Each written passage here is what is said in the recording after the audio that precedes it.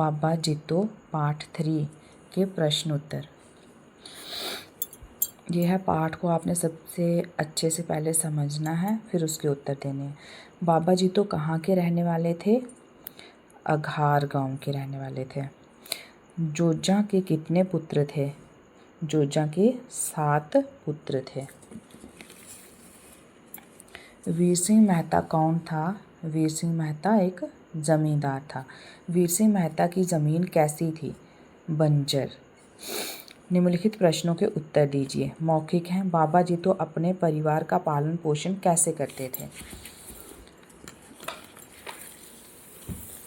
मैंने यहाँ पर लिखे हुए हैं, आप चाहें तो इसका स्क्रीनशॉट ले सकते हैं।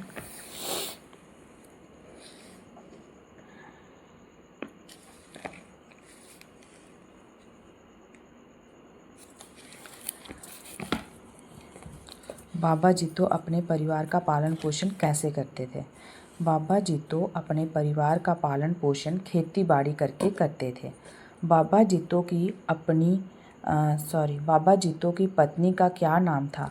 बाबा जीतो की पत्नी का नाम माया देवी था।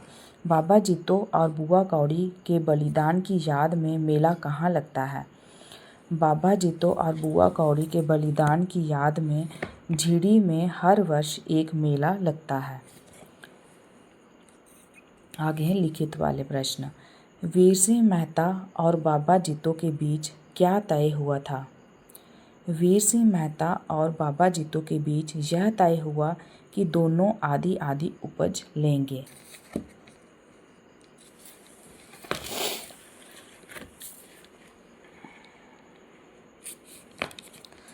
जोजा ने बाबा जीतो की ज़मीन हड़पने के लिए क्या क्या किया? जोजा ने बाबा जीतो की ज़मीन हड़पने के लिए एक बार उसे विष दिया और दूसरी बार उसे पहाड़ से नीचे धकेल दिया। बाबा जीतो के साथ क्या अन्याय हुआ था? बाबा जीतो को उनके हिस्से की पूरी फसल उन्हें नहीं मिली थी। यदि आपके साथ कोई धोखा करे तो आप उसका जवाब कैसे देंगे? यदि हमारे साथ कोई धोखा करे तो हम शांत और दृढ़ता से प्रतिक्रिया देंगे।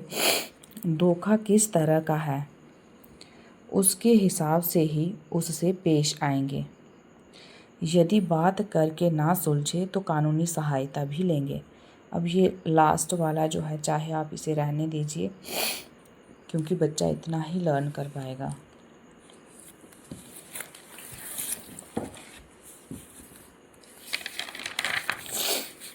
आगे है रिक्त स्थान भरें। ये जहाँ पर दिए हुए इन्हीं में से चुनकर आपने आगे लिखने हैं। आपकी बुक में जो पाठ है ना, उसमें ये सारा दिया हो। बाबा जीतो बड़े पूजा पाठी और माता वैष्णो देवी जी के भक्त थे। बाबा जीतो की बेटी का नाम बुआ कौड़ी था।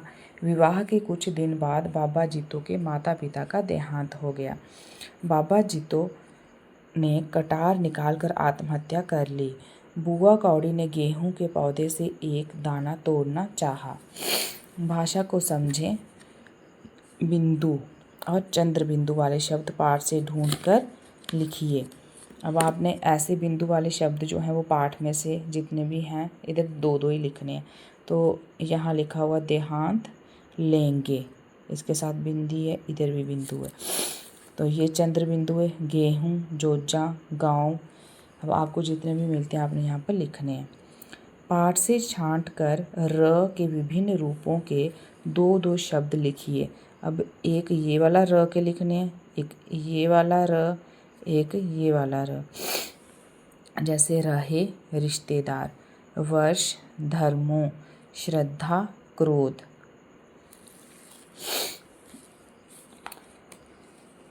ऐसा सार्थक शब्द जो किसी वाक्य या वाक्यांश के स्थान पर प्रयुक्त किया जाता है उसे अनेक शब्दों के लिए एक शब्द कहते हैं। अनेक शब्दों का उनके लिए प्रयुक्त एक शब्दों से मिलान करें। जो खेती करे, किसान। जो लोहे का काम करे, लोहार। जो मिट्टी के बर्तन बनाए, कुम्हार। जो बीमार का इलाज करे डॉक्टर, जो सोने चांदी के गहने बनाए सुनार।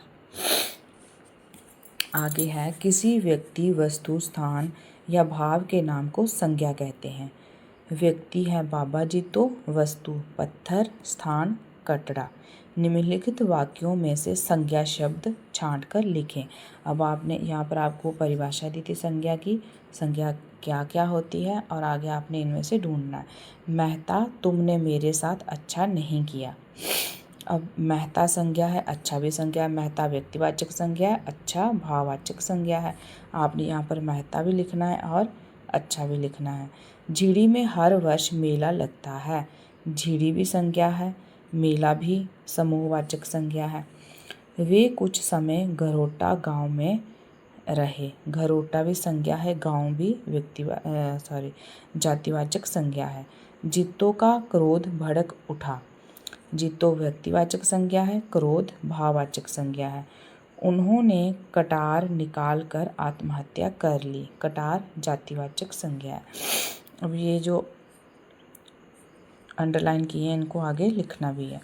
रचनात्मक कार्य, जम्मू कश्मीर के प्रसिद्ध धार्मिक स्थलों की सूची बनाएं। अब जो भी आपको पता है धार्मिक स्थल जम्मू में जितने भी हैं उनकी एक आपने सूची बनानी है। जैसे वैष्णो देवी मंदिर हो गया, अमरनाथ गुफा, रघुनाथ मंदिर, शिवखोड़ी मंदिर एक्स्ट्रा। बच्चों आज हम करने वाले हैं